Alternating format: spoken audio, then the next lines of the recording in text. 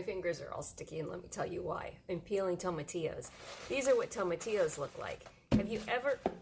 I want that guy. Where'd he go? Have you ever shopped for tomatillos and you see them in the grocery store and you think, oh, they're way overripe, I'm not going to get those. This is probably the closest to a green one. So you go for the green ones because you're like, those are the tomatillos that you usually see. Did you know that when they turn yellow, they are the sweetest thing ever? Like, you can't even, like, look at this. This is the difference between a ripe tomatillo and a non-ripe tomatillo.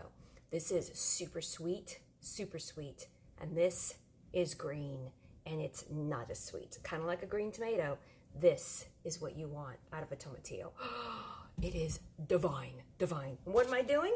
I'm hoping I have enough poundage to make salsa verde again because, yeah, I'm not sure my husband's going to have enough because I kind of tasted this and it was delicious.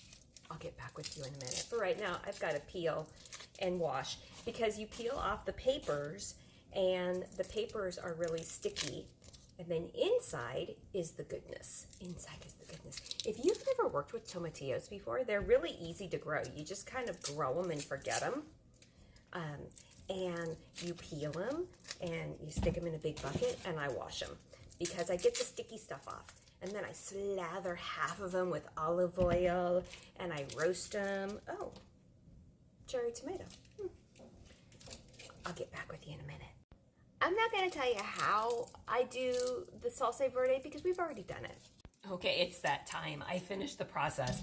In the time that it took me to make these and now test these and make sure and wash them up and label them and put them on the shelf, I have another bunch of tomatillos that are screaming to come off of the vine. So why, look at how beautiful that is. It's just gorgeous. And it is delicious. But why bother doing your own salsa verde? Well, one, you know exactly what's in it. I grew the peppers. I didn't grow the onions this year, so that's the only thing that I would have been, everything that's in here, except for the onions and the vinegar. And then after I was done with the tomatillos in the salsa verde, I canned them up. Now, I usually can them up, but what I'm canning is the green ones, and the green ones hold their shape beautifully. These, not so much. They've just pretty much become mush. So it's tomatillo water, I guess we're going to call it. But anyways, I have 3 jars of those. And what do I use these for, the canned tomatillos? When I make a chicken azteca soup for my husband and I can it up, I use canned tomatillos because it wants tomatillos, and I'm not going to go to the store and buy fresh. So I just stick this, and now I'll just stick the whole entire thing, juice and all. So I got 3 jars of those, and I have a whole bunch of more tomatillos that are ready.